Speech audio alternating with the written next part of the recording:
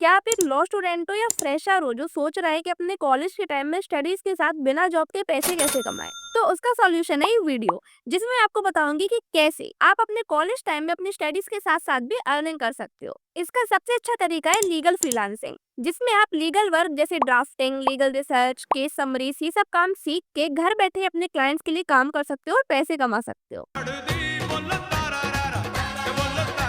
अब legal freelancing सीखना कैसे है, ये मिलेगी कैसे, आप अपने क्लाइंट्स को कैसे अप्रोच कर सकते हो, ये सारा डिटेल इस वीडियो में कवर किया गया है। तो वीडियो आपके लिए बहुत इंपॉर्टेंट होने वाला है, तो मिस करने का चांस तो बिल्कुल मत लेना। इसमें मैं लीगल फ्रीलांसिंग के बारे में स्टेप बाय स्टेप सारी चीजें कवर करूंगी, इसलिए एंड तक देखना, एक भी पॉइंट स्किप मत करना। तो चलो वीडियो को शुरू करते हैं बिना किसी देरी के।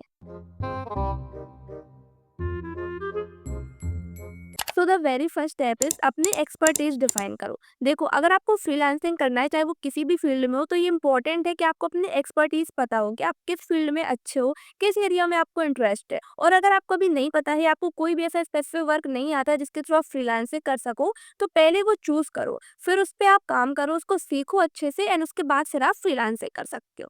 अभी इम्पोर्टेंट क्यों है? इसलिए क्योंकि अगर आपको यही नहीं पता होगा कि आपको क्या काम अच्छे से आ रहा है, किस एरिया में आपको इंटरेस्ट है, तो आप अपने क्लाइंट्स को कैसे अप्रोच करोगे कि वो आपको किस काम के लिए हायर करें, या आप उनको क्या काम करके दोगे, या अगर आपके क्लाइंट्स भी आपको अप्रोच कर रहे हैं तो वो आपको किस काम के लिए अप्रोच करेंगे, क्योंकि आपको तो पता ही नहीं कि आप उनके लिए क्या काम कर सकते हो। तो फ्रीलांसिंग के लिए बहुत इंपॉर्टेंट है कि आप सबसे पहले अपनी एक्सपर्टीज को फिगर आउट करो। अगर हम लीगल फील्ड की बात करें तो इसमें काफी सारे काम होते हैं, जैसे contract drafting, legal research, case summaries, legal documentation, ये काफी सारे काम होते हैं जिनके थ्रू आप फ्रीलांसिंग कर सकते हो। तो अगर आपको इनमें से कुछ आ रहा है तो बहुत अच्छी बात है, आप उसमें और परफेक्ट तरीके से काम करना सीखो। लेकिन अगर आपको नहीं आ रहा है तो आप इनमें से कोई भी एक चीज चूज करके उसको सीखो, अच्छे से उस पे काम करो, जिससे आपको वो अच्छे से आने लगे। इसके बाद आप लीगल फ्रीलांसिंग कर सकते हो, क्योंकि काफी सारे एडवोकेट्स ऐसे होते हैं जिनको जरूरत होती है ऐसे इंटर्न्स की जो उनके बिहाफ में केस वगैरह सब फाइंड आउट कर सकें, एंड लीगल डॉक्यूमेंटेशन, ड्राफ्टिंग वगैरह कर सके। तो अगर आपको ये काम आ रहे हैं तो आप बहुत ही इजीली तरीके से फ्रीलांसिंग कर सकते हो, और आपकी स्टडीज के साथ ही बहुत अच्छा ऑप्शन है, क्योंकि इससे आपको फ्यूचर के लिए भी तैयारी होती जाएगी। Now second point is portfolio ready करो।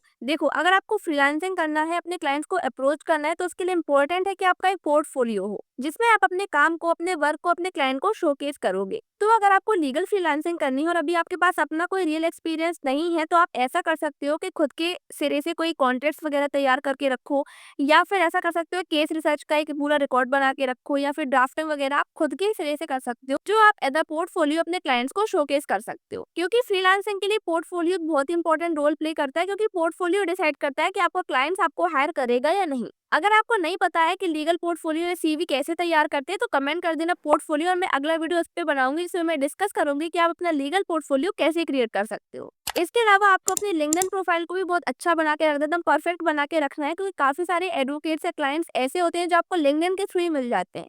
तो अगर आपकी लिंक्डइन प्रोफाइल अच्छी बनी होगी, स्ट्रॉन्ग बनी होगी, तो आपको फ्रीलांसिंग वहीं से भी मिल सकती है। इसलिए आपका पोर्टफोलियो, आपकी लिंक्डइन प्रोफाइल आपके फ्रीलांसिंग करियर के लिए बहुत इंपॉर्टेंट हो सकता है। Now third point is cold pitching. देखो, स्टार्टिंग में एज अ फ्रेशर आपके पास इतना एक्सपीरियंस नहीं होता, या आपकी प्रोफाइल इतनी अच्छी नहीं होती कि क्लाइंट्स आपके पास डायरेक्टली आ सकें। तो आप ऐसा कर सकते हो कि अगर आपके पास क्लाइंट्स नहीं आ रहे हैं, तो आप क्लाइंट्स के पास जाओ, आप उन्हें पिच करो, अपने वर्क के बारे में उन्हें बताओ, अपना पोर्टफोलियो उन्हें दिखाओ। और अगर स्टार्टिंग में वो आपको अनपेड वर्क भी दे रहे हैं तो कोई बात नहीं, आपको वो ले लेना चाहिए, क्योंकि धीरे धीरे काम करते करते इंसान सीखता है, और ऐसे ही आपके साथ भी होगा। तो अगर आप उनका काम कर रहे हो तो आपका एक्सपीरियंस बढ़ेगा, आपको वो काम और अच्छे से आएगा। फिर धीरे धीरे जब आपको वो काम अच्छे से आने लगेगा, आपका एक्सपीरियंस अच्छा हो जाएगा। इससे एक चीज ये भी अच्छी होगी कि जो वो आपको काम देंगे, आप उस काम को करके अपना पोर्टफोलियो, अपना सीवी बहुत ही अच्छा बना सकते हो। तो स्टार्टिंग में आप पैसों के पीछे मत भागो, आप काम के पीछे भागो, जितना हो सके काम सीखो, अच्छा एक्सपीरियंस गेन करो, और फिर आपको पेड वर्क तो मिल ही जाएंगे। धीरे धीरे करके आपको अपना सीवी भी इंप्रूव करते जाना, उसमें अपने नए अचीवमेंट्स, नए एक्सपीरियंस, ये सारी चीजें आपको उसमें एड ऑन करते जाना है।